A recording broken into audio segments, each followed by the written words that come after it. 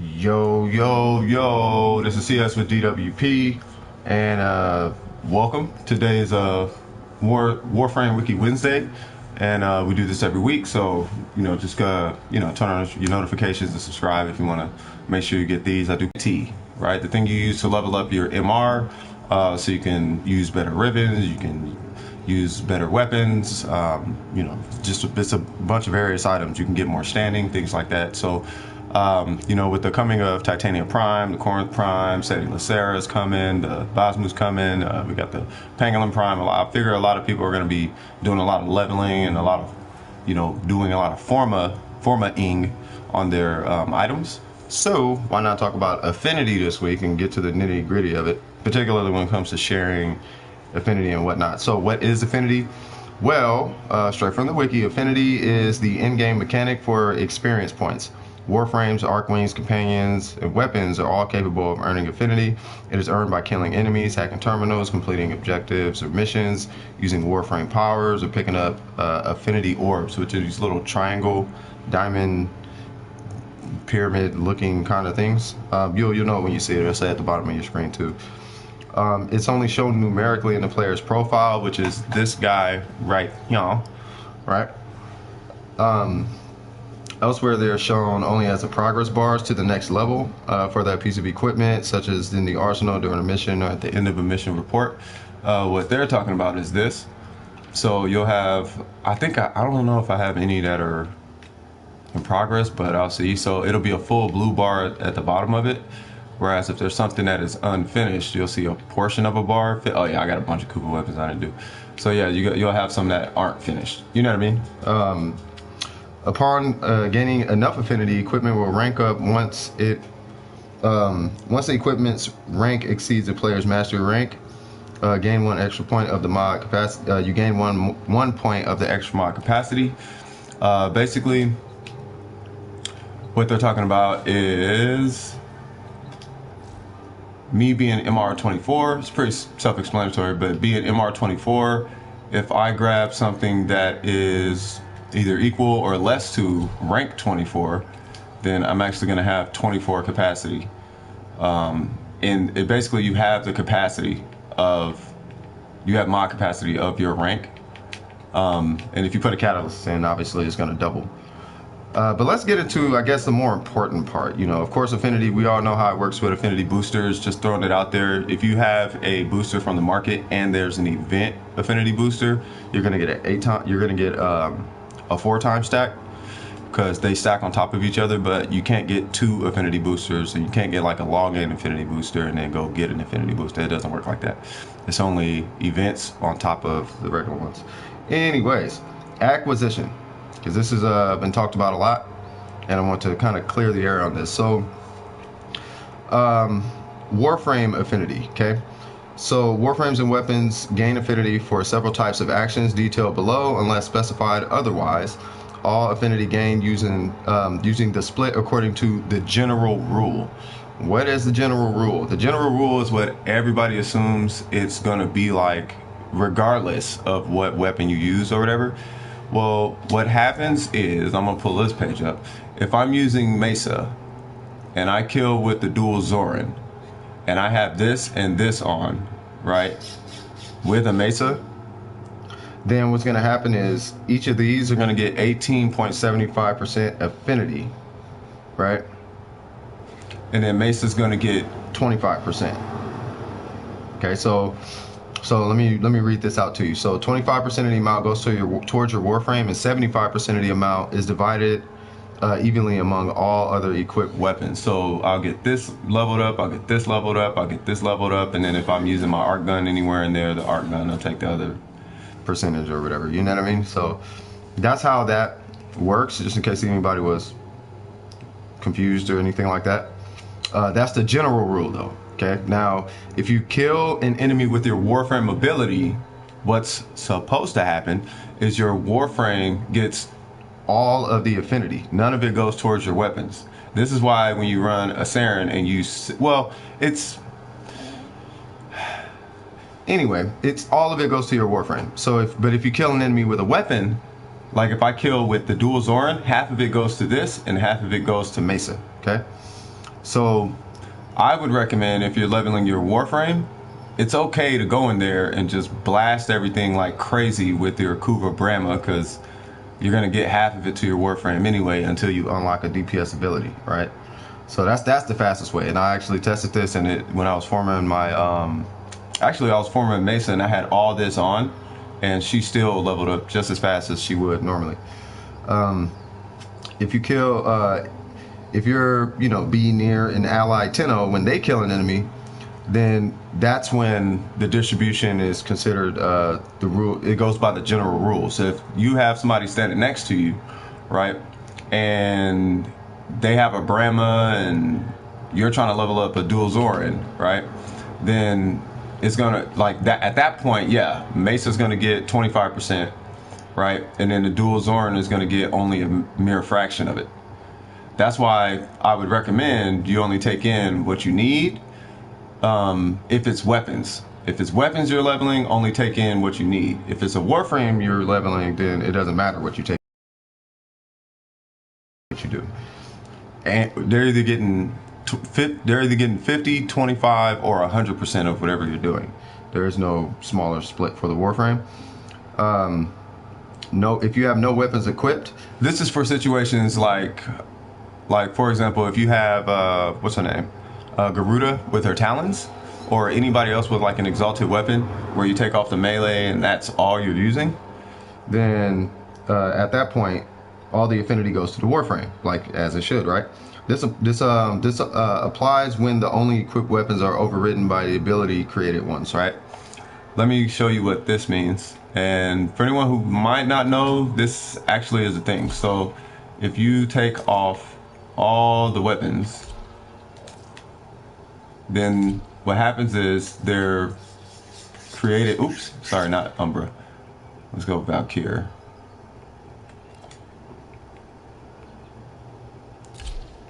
So if you take off all the weapons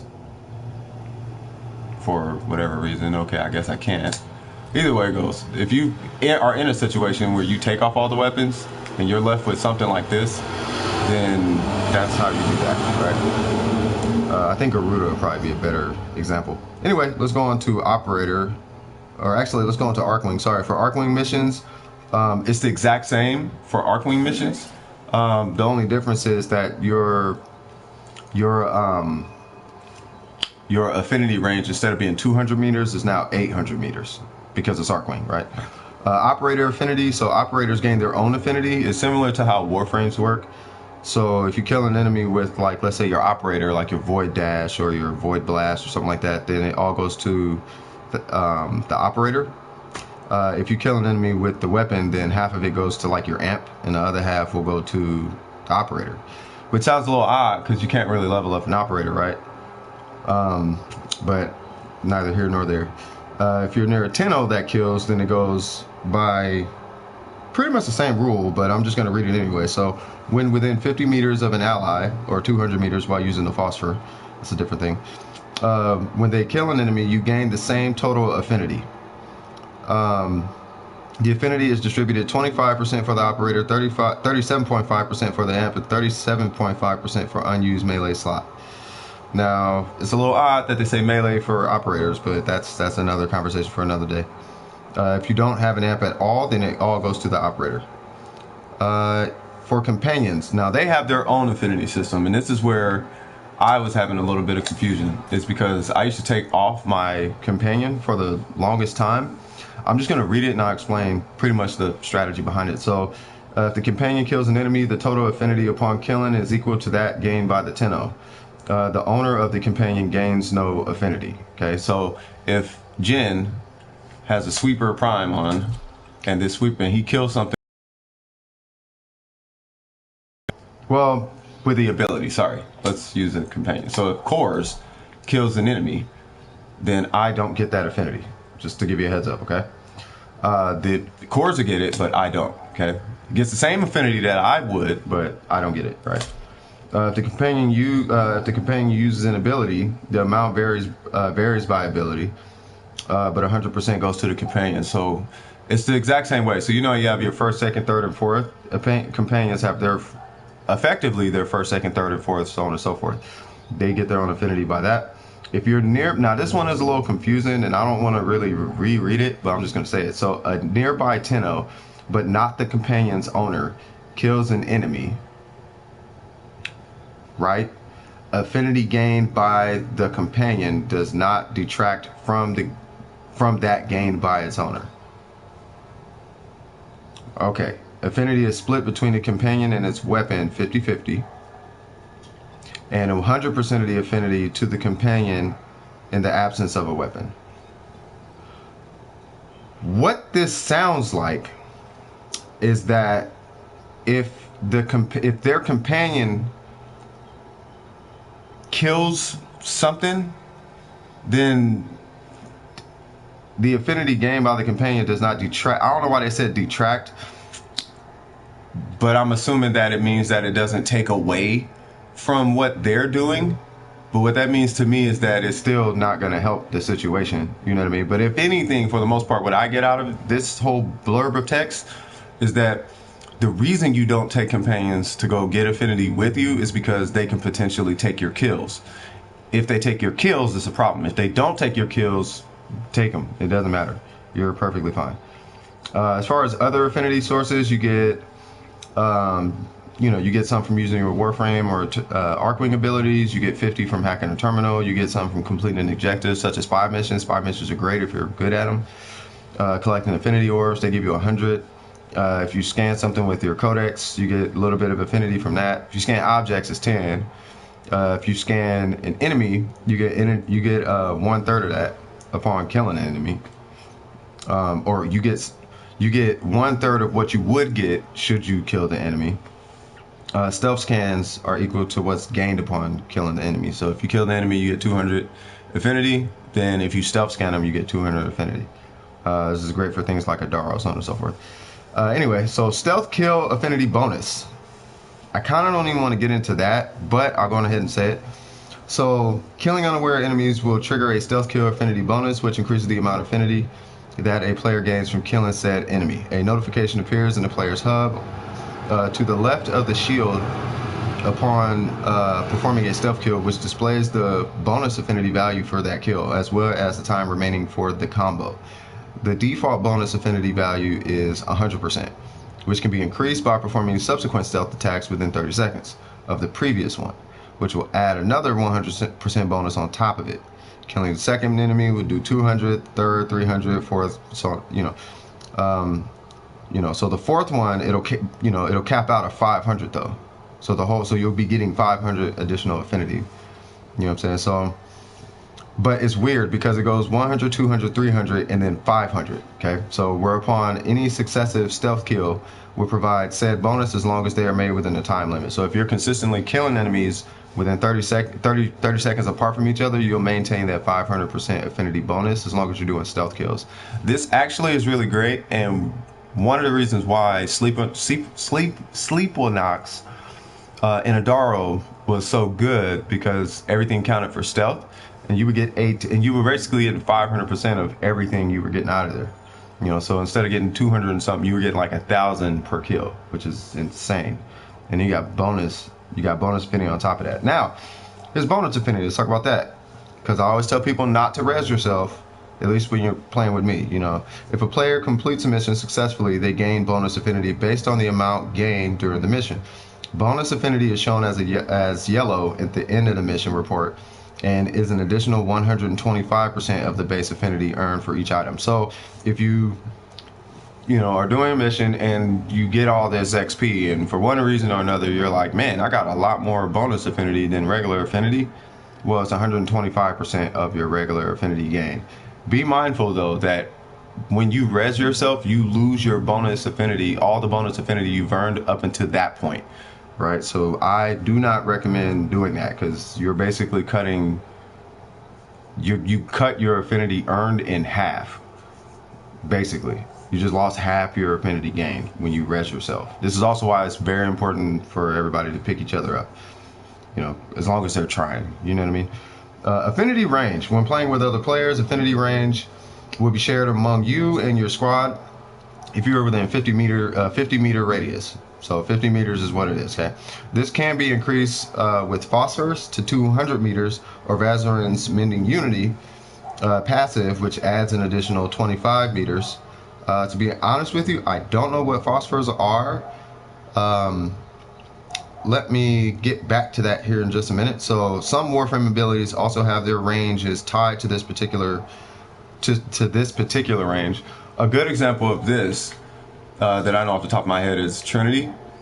Trinity is her fourth ability. This is what this means. Her fourth ability is not actually based on range. It's based on affinity range. So it's always going to be 50 meters unless you use,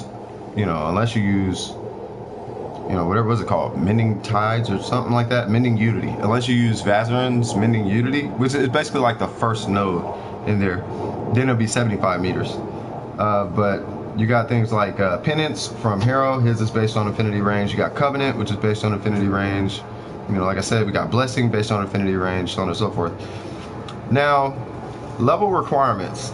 I'm gonna say it, and then I'm just gonna tell you kind of how it works. So to reach a given level from unranked, a Warframe Sentinel, this is just a Sentinel, for example. It should be double for a Warframe. But it's going to be 1,000 times the level to the power of 2, affinity in a total. A weapon needs half that amount. To reach the same level from the previous level, a Warframe or Sentinel needs 1,000 times 2 times the level minus 1 affinity. The 2 and the 1 are in parentheses. Again, a weapon needs half that amount. I'm going to simplify this to you as best as I can. If you take something unranked anywhere, all you need to do is rank it up to level 20 and then you extract. The way I look at it is from wherever you are, you only need to get 2/3 to the finish line, and the other third of the finish line is going to be finished for you. This is disregarding bonus XP. I mean, it includes bonus XP, but it's not because of bonus XP. It's because it takes so much more affinity to get to the next level. You just get 2/3 of the way there, and the remaining third will be granted to you, right? So when you're farming stuff, rule of thumb is, and this is, I tell all my guys this when they ask me about it. If you're unranked, go to rank 20 and leave. The minute you hit rank 20, just leave. I guarantee it's every single time. Do not have to question it.